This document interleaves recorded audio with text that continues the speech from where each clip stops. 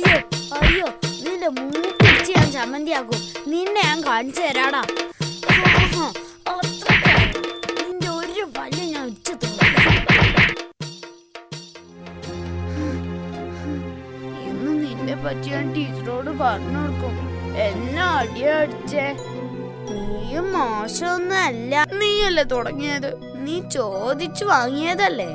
എന്തായാലും നിന്നോട് എനിക്ക് നന്ദിയുണ്ട്. ഞാൻ പറിക്കാൻ വെച്ച പല്ല് നിന്റെ അടിയോണ്ട് ഇങ്ങ് പോന്നു. 100 രൂപ ലാഭമായി. സാറേ, ഈ ടിൻഡു എന്നെ ചെരുപ്പോണ്ട് തല്ലി. അത്രക്കായോ? കളിച്ച് കളിച്ച് ഇവിടം വരെ എത്തിയോ? ടിൻഡു ഇവിടെ വന്നേ. ടിൻഡു, നീ ഇവനെ ചെരുപ്പ് കൊണ്ട് തല്ലിയോ? തല്ലി സാർ, അതവൻ പറഞ്ഞിട്ടാ. അവൻ പറഞ്ഞിട്ടോ? അതെ സാർ, ചെളി ചവിട്ടിയ ചെരുപ്പുമായി ക്ലാസ് കയറരുതെന്ന് അവൻ പറഞ്ഞു. എന്നിട്ട്? അപ്പൊ ഞാൻ പറഞ്ഞു ചെരുപ്പിനടിയിൽ ചെളി ഇല്ലെന്ന്. അപ്പൊ അവൻ പറയുവാ, എന്നാ ചെരുപ്പിനടിയൊന്ന് കാണട്ടെ എന്ന്. അപ്പൊ ഞാൻ എന്റെ ചെരുപ്പ് ഊരി ഒരു അടി കൊടുത്തു. ശരി ശരി, ഇന്നലെ പഠിപ്പിച്ച എല്ലാം ഓർമ്മയുണ്ടല്ലോ. എന്താ ടിൻഡു, എല്ലാം തെറുവാക്കിയോ? അങ്ങനെ മാത്രം പറയരുത് സാർ. ടിൻഡു കുരുത്തക്കേട് കാണിക്കും, അടിപിടി കൂടും. പക്ഷേ ഒരിക്കലും ഒരു തറയാകില്ല സാർ.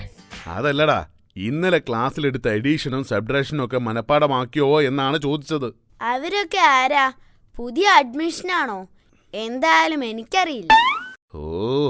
എഡീഷൻ എന്ന് പറഞ്ഞാൽ കൂട്ടൽ, സബ്ട്രാക്ഷൻ എന്ന് പറഞ്ഞാൽ കിഴിക്കൽ. അതിനാണോ ഈ വായിക്കൊള്ളാത്ത പേരൊക്കെ പറയണേ? ടിൻഡു, നിനക്ക് കൂട്ടാനറിയുമോ? എനിക്കിഷ്ടം മീൻ കൂട്ടാനാ. അതല്ലടാ, 2 സംഖ്യകൾ തമ്മിൽ കൂട്ടാൻ അറിയോന്ന്. കുറച്ചൊക്കെ അറിയും. എന്നാ ഞാനൊരു കണക്ക് തരാം. ഈശ്വര, പെട്ടു. 3ൽ നിന്നും 3 കൂട്ടിയാൽ എത്ര? 3ൽ നിന്നും 3 കൂട്ടിയാൽ 7. എടാ മണ്ടാ, തെറ്റിയല്ലോ. 100 കൂട്ട്. ശരി, 8. എടാ, അതും തെറ്റി. നീ ഒന്നുകൂടെ കൂട്ട്. ശരി, എന്നാൽ 9. ഇതെന്താടാ കൂടിക്കൂടി വരുന്നത്? ഓരോ പ്രാവശ്യം ഉത്തരം പറയുമ്പോ സാറല്ലേ പറഞ്ഞേ, ഒന്നുകൂടെ കൂട്ട്, ഒന്നുകൂടെ കൂട്ട്.